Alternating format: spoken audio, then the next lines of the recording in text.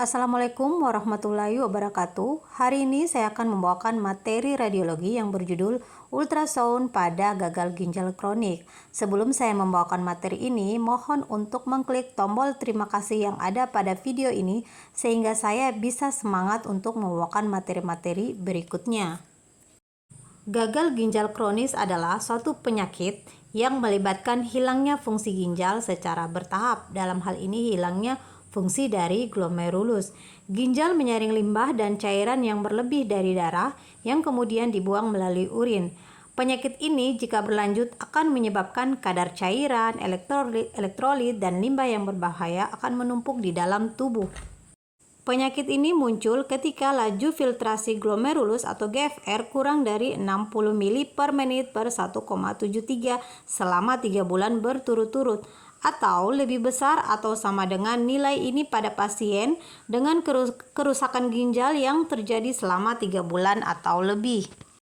CKD merupakan penyakit yang umum terjadi dan mempengaruhi 10-15% populasi dewasa di seluruh dunia.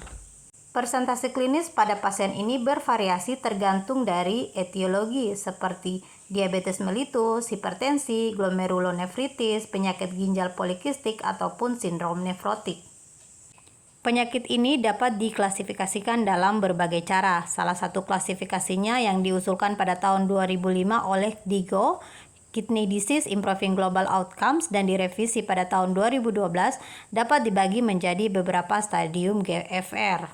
Untuk G1, GFR-nya di atas atau sama dengan 90 dikatakan masih normal atau meningkat. Untuk G2 sudah mulai terjadi penurunan GFR tapi masih ringan. Untuk G3 penurunan GFR sedang dan dibagi atas 2, 3A dan 3B. Untuk G4 dengan penurunan GFR 15-29 itu dikatakan penurunan GFR yang buruk, dan untuk G5 di bawah 15 maka ini adalah suatu penyakit ginjal stadium akhir. Pada gambaran radiologinya tidak ada ciri pencitraan khusus untuk CKD. Sebenarnya penyakit ini didiagnosis berdasarkan pada temuan klinis dan laboratorium.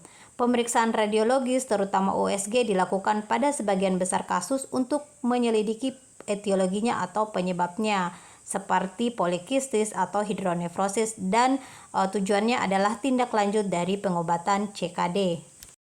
Karena USG adalah yang paling umum kita lakukan, maka di sini saya hanya akan membahas tentang gambaran USG dari CKD itu sendiri.